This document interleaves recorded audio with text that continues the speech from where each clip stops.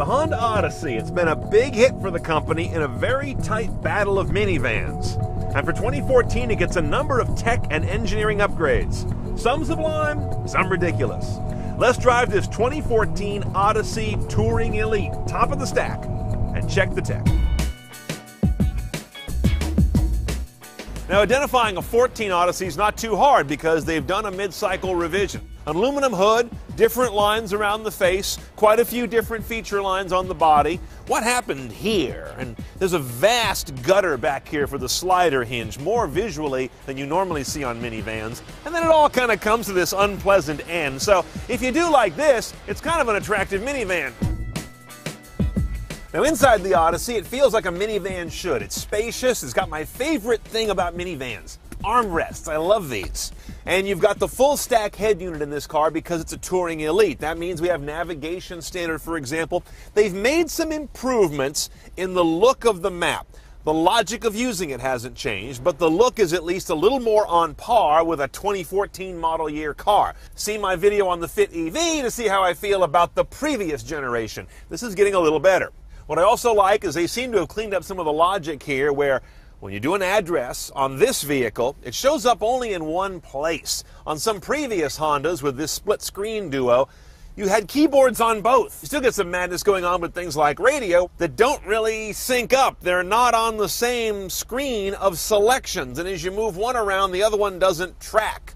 So this is an excessively complicated system that looks good. I like the idea of a local touch control panel, but they've got to simplify. I'll point this out. This is one of the very few Hondas that has HD radio, and it's included standard because it's high trim. Lots of Hondas are missing that if you care. Now, as you can hear, we've got rear camera and sonar standard in this vehicle, and I've got a multi-angle on that camera. I can get an extreme down view, a wide view, and a mid view.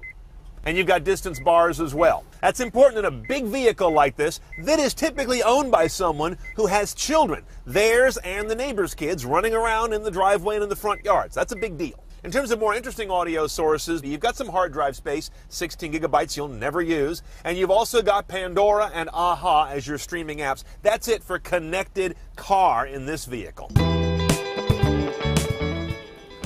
Now back here is a wonderland of entertainment technology. Standard on the Touring Elite is this Gigunda super wide drop-down LCD screen and this wireless remote that goes with it. You can split this guy to have one screen or two. You can choose HDMI, for example, on the other side, DVD from the deck up there on one side, and of course you get nothing on one side because nothing ever works that well, does it? For some reason, the HDMI port is way back in the third row. I hooked up to that, and then I came in through Apple's adapter to an iPad, but I get nothing. And your kids are going to be really mad when this doesn't work. So if you're really counting on this being your solution to long road trips, bring your mobile and your cable and make sure all this is going to work for you. Real buggy for us.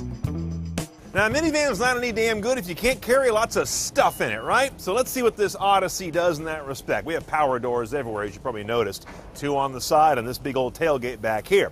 Here's a big old storage well when you've got it in 3-row configuration. Lots of you have asked, how easy is it to move seats on these minivans? Well, here's how they do it on this guy. You pull this strap, pull the whole seat down. You can lift those seats forward and remove them in the second row.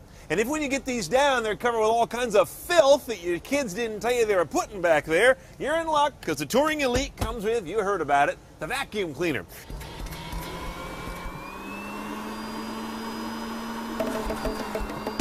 Now under the hood is pretty garden variety Honda stuff, but that's not a bad thing. 3.5-liter V6 sitting side saddle, no tricky stuff, no direct injection, no turbos, nothing like that obviously. The numbers, 248 horse, 250 foot-pounds of torque. This vehicle weighs something around 4,600 pounds in this trim, yet it gets to 60 in a little over 7.5 seconds. That's pretty good, while still delivering 1928 mpg, which is also pretty good. A lot of quieting and noise vibration and harshness technologies here. For example, this engine sits on active engine mounts that sort of intelligently counteract the engine's own weird harmonics to cancel them out before they get transferred into the body shell. Inside the car, you've got active noise cancellation as well. As I mentioned, front-wheel drive only on this guy, 6-speed automatic. That's also new this year. If you want all-wheel drive, go shop somewhere else.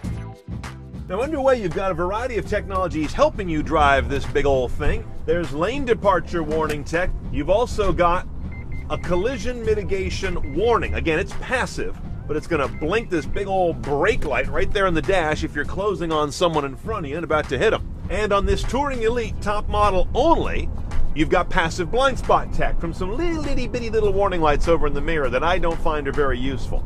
The Odyssey drives better than a whole bunch of smaller sedan and coupe cars that we get in here. It's got a responsive powertrain. The suspension is firm enough without being hard. I found this vehicle perfectly pleasant, if not nice, to drive. If I have any gripes, it's that the steering is over-assisted, especially at freeway levels. It actually makes it a little more laborious to drive, not less. Okay, pricing our Odyssey is pretty easy because we have a Touring Elite. Just about everything's included at about $45,300 delivered.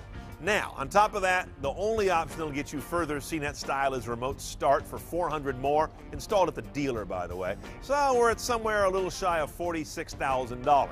You buy an Odyssey because it's perhaps the best driving of its class and has handsome looks to my eye. The technology is good, if not great. I've still got some issues with that navigation system, that split screen interface, and as you can see, we had to fight with that rear screen and didn't get what we wanted out of it.